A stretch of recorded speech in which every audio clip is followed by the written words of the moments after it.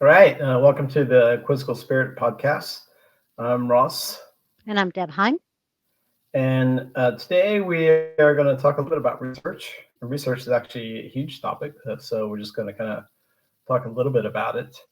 Um, so, fantasy, or at least high fantasy, what we write is usually in a medievalish kind of world. Unless it's modern, unless it's urban That fantasy or modern. that's urban. Yeah. Right. So high fantasy typically is in a Correct. medievalish kind of.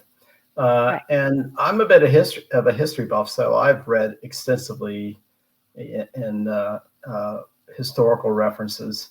So I have a lot to draw on.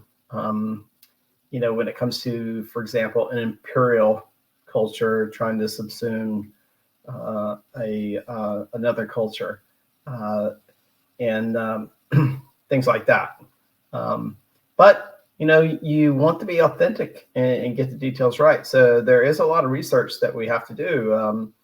One of the things that I talked about early on is the imperial Volan culture coming in and trying to destroy the culture of the Altos. Um, And before that, the Farol and the right. Styrian and the Andean. So this is not their first Yeah. goat rodeo of Right. basically destroying a culture. So explain what happened to the previous cultures who resisted and those who did not. Was there a difference between whether or not you resisted and how effectively you resisted? Well, that's part of it, but what I'm talking about now is, how does an imperial culture do that? Right. And one thing they do is try to either eliminate the religion, the local religion, or to incorporate that somehow. Co-opt it. Yeah, um, and the language, trying what they do with the language, and it's been pretty typical for imperial cultures to try to eradicate the language. That's Right. true with in Jamaica with the patois. And the Hawaii. example that I drew on specifically was Hawaiian Right. language. And there was a podcast that Deb pointed me to early on. And, they tried to eliminate the Hawaiian language. And the podcast is about the Hawaiians trying to recover their language. And Uh, how hard that is. And among other things, when you have a language like Alaos that is generally oral, as opposed to, I mean, it had written long ago, but it's generally oral, you need the people. right. So when they tried to recover that, they had to find old people who still spoke it. Speakers. And so Right. that's just an example. Um, but there's a lot of, our books use a lot of historical references. So it's not just made up. Um, I have a lot of things that I use, just some of the examples. There's this whole series of book called Life in, so a medieval city and a medieval castle and so forth. Um, this book is amazing. This group of people in France decided to try to build a castle using 14th century methods. And so this book talks about that and all the parts of the castle. So it's really interesting. Um, and then for the latest book, Ostera, um, their example is this book, Impressionist Painting. Whoops. Um, See, there's a lot of books. There's right, a yeah. whole stack of books. Yeah. So there's a lot of historical, and in Spirit Light, Volume One, this Hmm. book I got at the Renaissance Festival, the Bristol Renaissance Yeah, Festival. the Bristol Ren Fair. Yeah. Yeah. So a lot of the battle scenes at the end of Spirit Light Volume One are very realistic because they're actually based on historical battles. Right. Um, and so we borrow from a lot of things: art, religion, the Knights Templar will come up. Hmm. Even, for example, in Ostera, the idea that third sons in aristocratic families don't inherit anything; they have to Right. find their own way in the world. There's a lot of historical references. Right. And the thing about that is that what ends up being set up is the difference between the Volok culture and the Alaos culture. The Volok culture is very patriarchal, hierarchical, and yeah, that third son, good luck to you. Daughter, good luck to you. You get handed off as you're Hmm. like a cow, you You're a know. bargaining chip, right? Right. And you'd think, oh, come on, it wasn't that bad. Um, yeah, it No, was. it was right. And what I find interesting is the um the how that plays out in terms of the day-to-day lives of people. I mean, one of the reasons that Azultai existed in the first place is, and the Azultai are women, imperial women who ran away because they did not want to live under a patriarchal culture where they could make no decisions on their own, where all Hmm. they had to do was, you know, children and family, which is pretty much what women did Yeah, in and in medieval times in Europe, what a lot of women did was they ran away and joined convents, nunneries. became nuns, Right, right? The difference with our world is the Desultites decided to become powerful on their right, own, so that they could protect themselves. So it's right. a little bit different, but it's the same sort of idea that Yep. real women had to deal with in medieval Europe.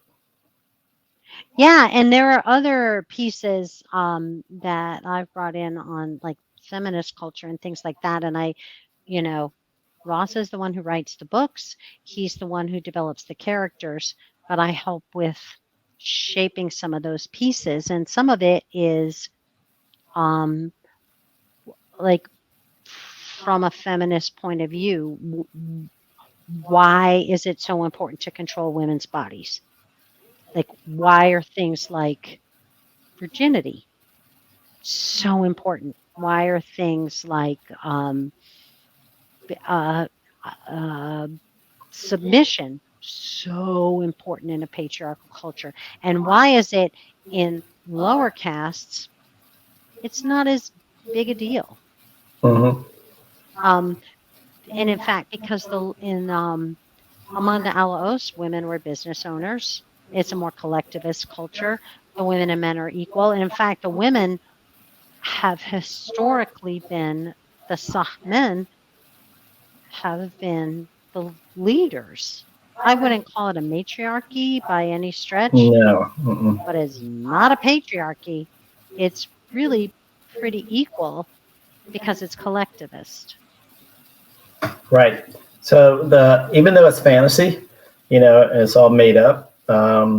There is an enormous amount of historical references that we rely on in the stories. So um, There are a couple others.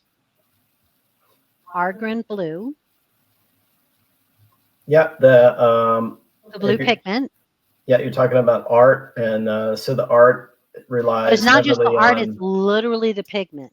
yeah, but the art relies heavily on what happened in the Renaissance in Italy, the discovery of, being able to add perspective and take it on more worldly kind of topics.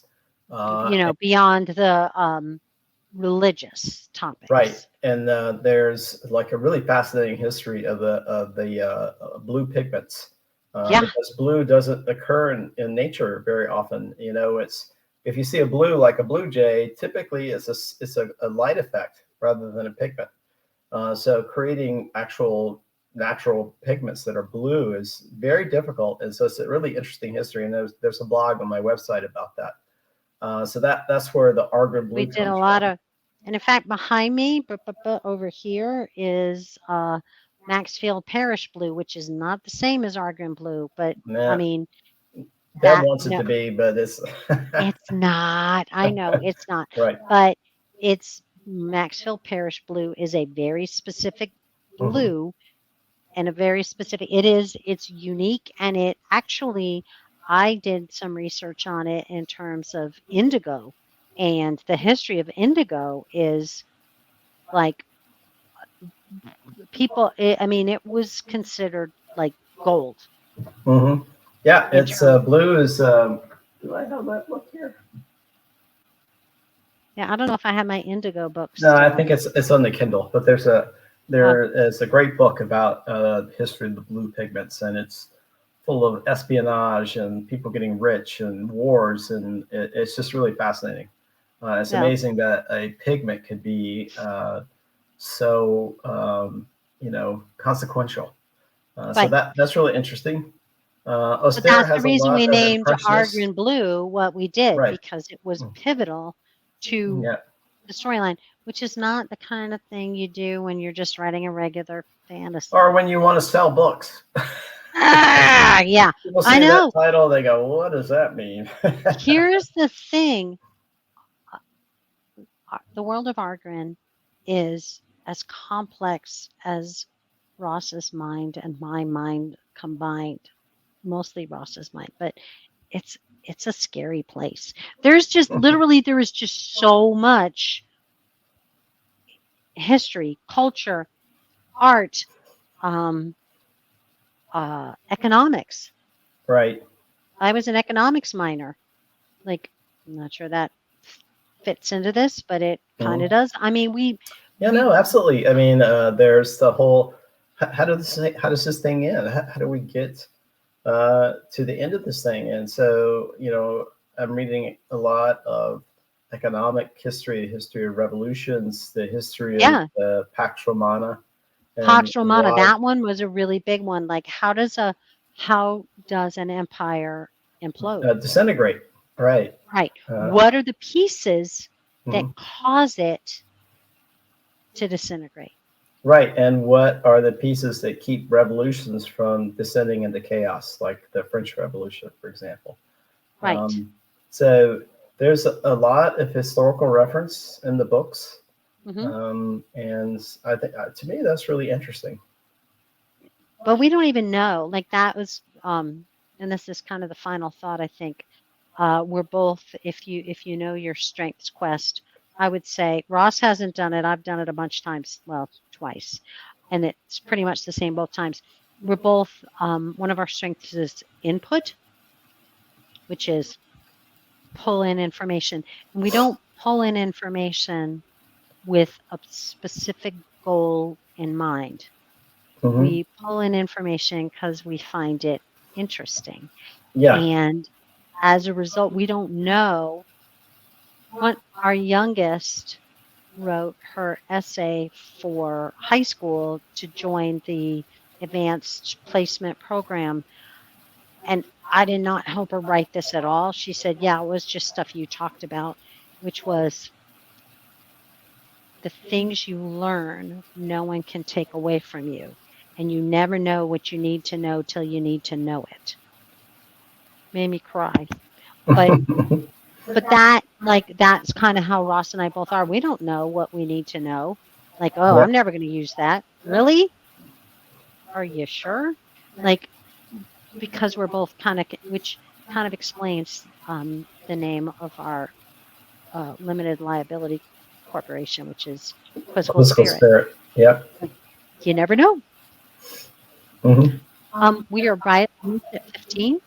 Yep. So we're done. And maybe we'll talk about research specifically later, but this is kind of a general discussion of it. Yep. Bye. Bye.